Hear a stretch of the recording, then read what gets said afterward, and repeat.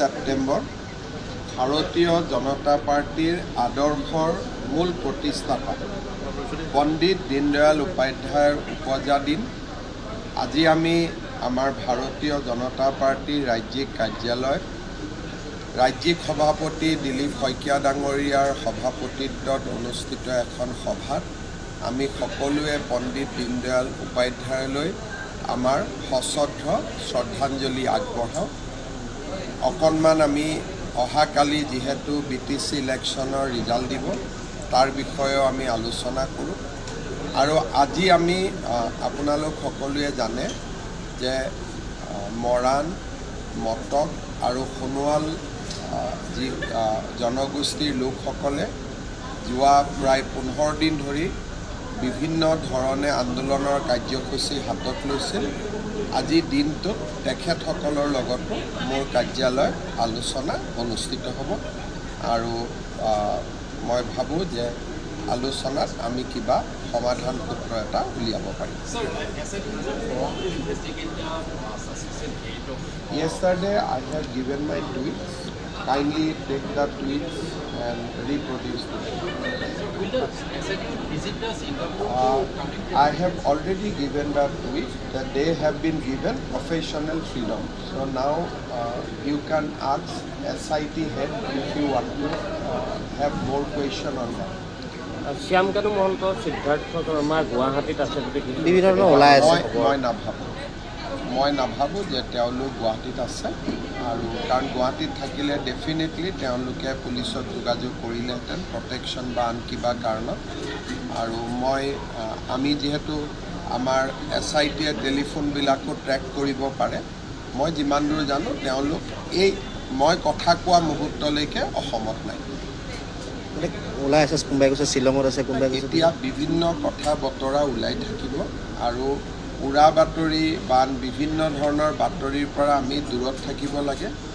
আৰু শ্যামকানু মহন্ত অসমত আহিলেও আমি তেওঁক সোধপোছ কৰিব লাগিব, তেওঁক মাতিব লাগিব। গতিকে এটা আইন আৰু তদন্তৰ প্ৰক্ৰিয়াৰ মাজেৰে গোটেইটো আগবাঢ়িব। সেইকাৰণে যিসকলে জুবিনক ভাল পায় তেওঁলোকক মই অনুৰোধ কৰিম যে এই গোটেই ঘটনাটোৰ পৰা আমি উৰা বাতৰি বিভিন্ন ধৰণৰ কথা বতৰাৰ মাজেৰে বিভ্ৰান্ত নিজেও হ'ব নালাগে, আনকো বিভ্ৰান্ত কৰিব নালাগে। অসম চৰকাৰৰ ওপৰত বিশ্বাস ৰাখক।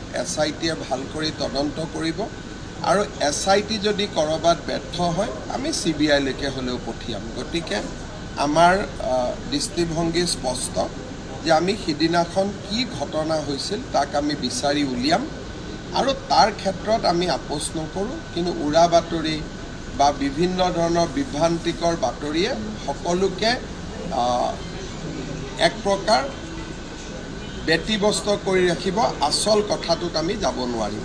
সেইকাৰণে মই ভাবোঁ যে আমি সকলোৱে কিছুদিন SITক সহযোগ কৰা উচিত, আৰু যেতিয়া আমি সকলোৱে অনুভৱ কৰিম যে SITয়ে ভাল কাম কৰিব পৰা নাই, তেতিয়া আমি CBIলৈকেও পঠিয়াব পাৰিম। সেইকাৰণে আমি অত্যন্ত ধৈৰ্যৰে সৈতে অপেক্ষা কৰিব লাগে। ভিছেৰা ৰিপৰ্ট আহিব, পষ্টমৰ্টেম ৰিপৰ্ট আহিব, ছিংগাপুৰৰ পৰা মানুহখিনিক উভতাই আনিব লাগিব। সেই সময়ত যোন আছিলে, এটা প্ৰক্ৰিয়াৰ মাজেৰে আগবাঢ়িব। কিন্তু যদি কোনোবাই কয় ইনষ্টেণ্ট জাষ্টিছ লাগিব, তেতিয়াহ'লেতো কোৰ্টত আমি ফেইল হৈ যাম, কাৰণ আদালতেতো আৱেগটো নুবুজিব, আদালতে পইণ্ট টু পইণ্ট উত্তৰ বিচাৰিব।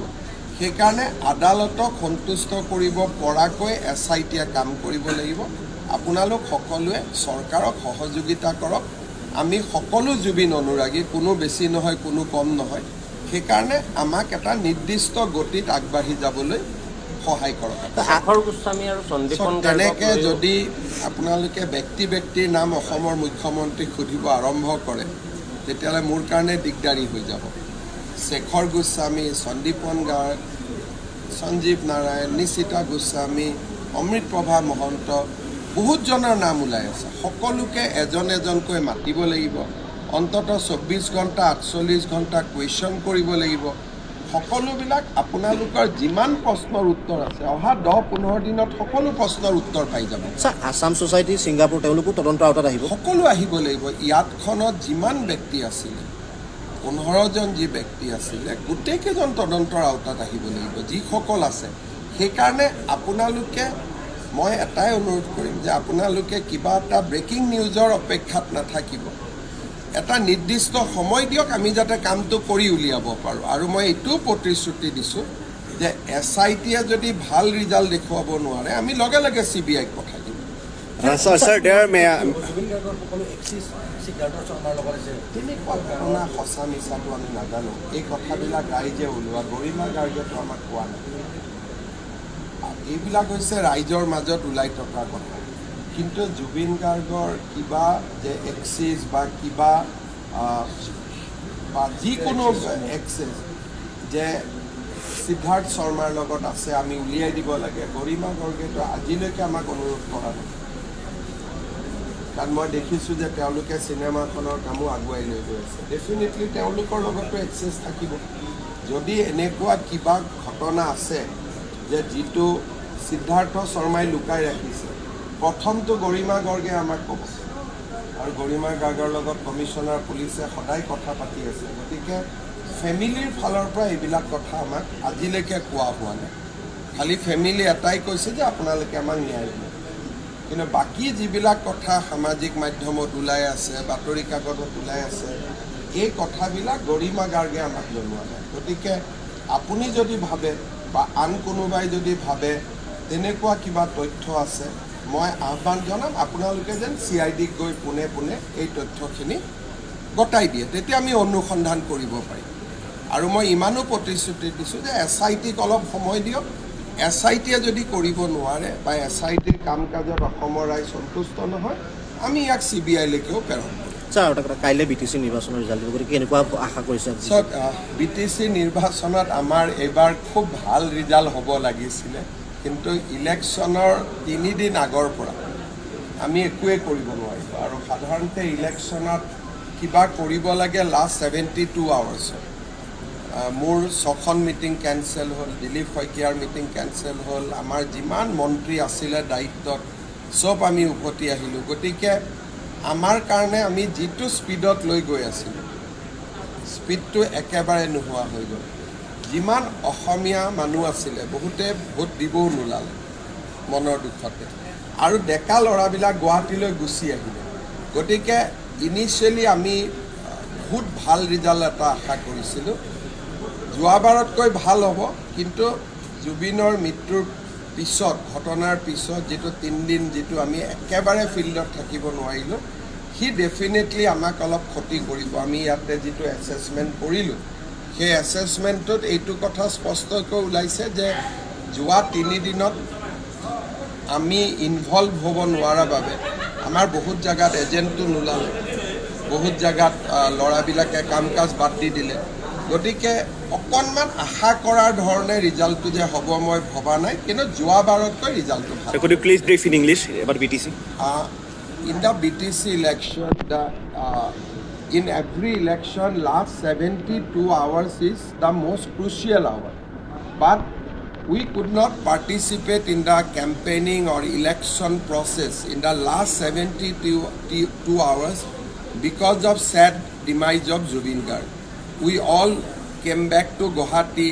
We all camp in Guwahati and we try to arrange mainly for his cremation, return of the body, etc. So the way we walk in the entire election period, we expected a very good result.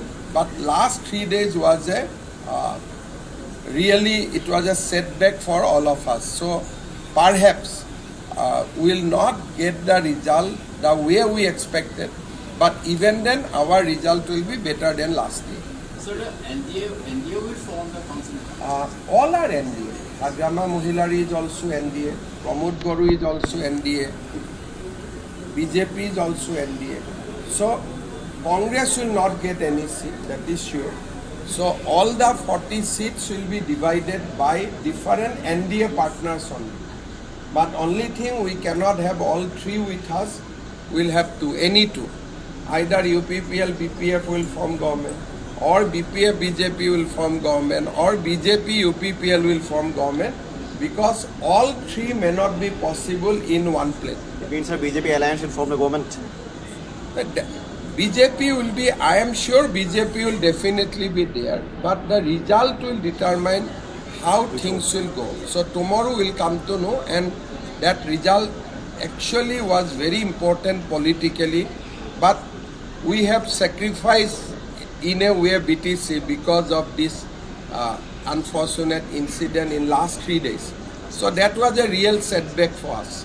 সংখ্যা তাৰে বেছি থাকিব তাৰ লগতে তেনেকুৱা কথা নহয় মই আগতে কৈছোঁ যে আজিহে আমি পলিটিকেল কথা পাতিছোঁ যোৱা 4-5 দিনৰ পিছত যদি BPF বা UPPLে নিৰংকুশ সংখ্যাগৰিষ্ঠতা লাভ কৰে 20ৰ ওপৰত তেতিয়া ডেফিনেটলি বিজেপিয়ে বাহিৰৰ পৰা সমৰ্থন দিব লাগিব যে 20ৰ তলত যদি UPPL আৰু বিজেপি UPPL আৰু BPF লগ লাগি চৰকাৰ কৰে তেলে বিজেপিৰ ভূমিকাটো গৌণ হ'ব কিন্তু যদি দুইটাই লগ নালাগি বিজেপিৰ সমৰ্থন বিচাৰে তেতিয়ালে ভূমিকাটো বেলেগ হ'ব সেইকাৰণে গোটেই ৰিজাল্টটো ডিপেণ্ড কৰিব অহাকালি কোনে কেনেকৈ পায় কিন্তু শেষৰ 3 দিনত আমি একেবাৰে ইনভলভ হ'ব নোৱাৰিলোঁ সেইটো কাৰণে আৰু আমি ইনভলভ হ'ব পাৰা নোৱাৰাতকৈও অসমীয়া মানুহবিলাকে মনৰ দুখত কোনো মানে মেক্সিমাম অসমীয়া মানুহে ভোট দিবই নাহিলে আৰু ডেকা ল'ৰাখিনি গোটেই গুৱাহাটীত গুচি আহিলে সেইকাৰণে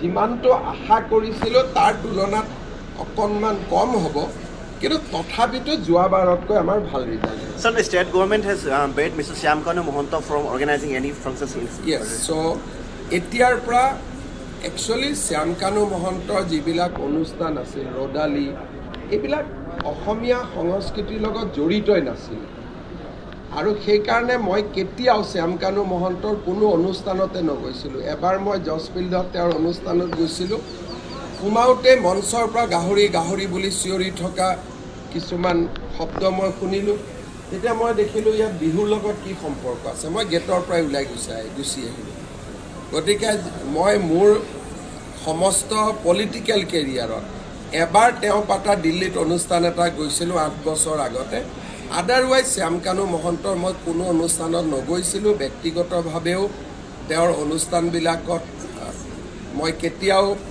এনকাৰেজ কৰা নাছিলোঁ সেইকাৰণে আৰু জুবিনক লৈ যিখিনি ঘটনা হ'ল ৰাজ্য চৰকাৰে সিদ্ধান্ত লৈছে যে শ্যাম কানু মহন্তৰ কোনো অনুষ্ঠানত ৰাজ্য চৰকাৰে ফাণ্ডিঙো নকৰে জড়িতও হৈ নাথাকে আৰু অসমত আমি তেওঁক কোনো অনুষ্ঠান কৰিব নিদিওঁ দ্বিতীয়তে ভাৰত চৰকাৰকো আমি জনাই দিছোঁ যে তেওঁক যাতে কোনো ধৰণৰ স্পন্সৰশ্বিপ বা ডিৰেক্টলি ইনডাইৰেক্টলি তেওঁক যাতে পেট্ৰনাইজ নকৰে কাৰণ তেওঁৰ অনুষ্ঠানবিলাকে আমাৰ অসমীয়া সংস্কৃতিক প্ৰতিনিধিত্ব নকৰে স্যাৰ 6 বছৰৰ আগতে আপুনি এটা সতৰ্কবাণী কৰিছিলে জুবিন গাৰ্গক লৈ চব এই গোটেই ঘটনাবোৰ 6 বছৰমান আগৰ পৰাই মোৰ চকুত আছিল আৰু আপোনালোকে যদি মোৰ বাইট দেখে মই সদায় কৈ আহিছিলোঁ যে জুবিন এটা ডাঙৰ সম্পদ কিন্তু একাংশ লোকে জুবিনক নিজৰ ব্যক্তিগত বিভিন্ন আমি সহজ সৰল ভাষাত ক'ম যে ফাইদা উঠাবৰ কাৰণে ব্যৱহাৰ কৰা মই দেখিছিলোঁ জুবিনক মই ব্যক্তিগতভাৱেও কৈছিলোঁ আৰু দুই এটা সামাজিক মিটিঙতো মই কথাবোৰ কৈছিলোঁ কিন্তু এটা কথা লগতে মই কৈছিলোঁ যে জুবিনৰ আমি সাধাৰণ মানুহৰ লগত তুলনা কৰা উচিত নহয় সাধাৰণতে আৰ্টিষ্ট মানুহবিলাকৰ ব্যৱহাৰ সাধাৰণ মানুহৰ দৰে নহয় তেওঁলোকৰ চিন্তা ভাৱনা অলপ ওপৰত থাকে বেলেগ ধৰণে থাকে আৰু মোৰ জুবিনৰ ওপৰত মই দিয়া কেইবাটাও বক্তব্য তেখেতৰ জীৱিত কালত সামাজিক মাধ্যমত বা বিভিন্ন ধৰণে উপলব্ধ আপোনালোকে গোটেইকেইটা পঢ়িব পাব আৰু জুবিনৰ প্ৰতি মোৰ মনৰ যিটো ভাৱ আছিলে সেইটো আপোনালোকে বহুত ক্ষেত্ৰত দেখিছে কিন্তু যিসকলৰ এটা চাৰ্কেল আছিলে সেই চাৰ্কেলটোক লৈ মোৰ যেনেকৈ আজি ৰাইজে প্ৰশ্ন তুলিছে মই 6 বছৰ আগতে সেইটো প্ৰশ্ন তুলিছিলোঁ আৰু এটা কথা আমি কৈ থৈ দিওঁ যে যোৱা সংসদীয় ইলেকশ্যনত শ্যাম কানু মহন্তৰ প্ৰত্যেকটো পোষ্ট আপোনালোকে পঢ়িব থ্ৰ' তেওঁ নৰেন্দ্ৰ মোদী আৰু আমাক বিৰোধিতা কৰিয়ে সামাজিক মাধ্যম চলাই গৈছিল যোৱা MP ইলেকশ্যনৰ সময়ত তেওঁৰ যদি শ্যাম কানু মহন্তৰ গোটেই পোষ্টবিলাক দেখে তেওঁ গোটেই পোষ্টত নৰেন্দ্ৰ মোদী আৰু আমাক সমালোচনা কৰা আৰু ইলেকশ্যনত বিজেপি হাৰিব বুলি প্ৰেডিকশ্যন কৰা তেওঁৱে মেইন মানুহ আছিলে আৰু তেওঁৰ লগত মই ব্যক্তিগতভাৱে কথাও নাপাতিছিলোঁ মোৰ মোবাইলত অজস্ৰ মেছেজ আছে মই তেওঁক এটা ৰিপ্লাইও নিদিছিলোঁ গতিকে তেওঁৰ ওপৰতো মোৰ যিটো দৃষ্টিভংগী তেওঁ নিজেও জানে মই বহুত দিন তেওঁক কৈছোঁ যে তোমাৰ যিটো তুমি কৰা এইটো উচিত নহয় আৰু অসমখনক লৈ যিটো সংস্কৃতিৰ নামত যিটো অপসংস্কৃতি সেইটো মই কেতিয়াও ছাপোৰ্ট কৰা নাছিলোঁ আৰু সেইকাৰণে শ্যামকানু মহন্তৰ লগত মোৰ বহুত বেছি সম্পৰ্ক নাছিল কিন্তু অসমখন কিমান ডাঙৰ ইজনে সিজনৰ লগততো ক'ৰবাত নহয় ক'ৰবাত গা খুন্দিয়াবলগীয়া হয়েই কিন্তু শ্যামকানু মহন্ত ৰঙালীয়ে হওক নৰ্থ ইষ্ট ফেষ্টিভেলে হওক এইটোৱে অসমক প্ৰতিনিধিত্ব নকৰে এটা কমপ্লিট বিজতৰীয়া সংস্কৃতি এটাক তেওঁ আগুৱাই লৈ গৈছে Thank you, sir.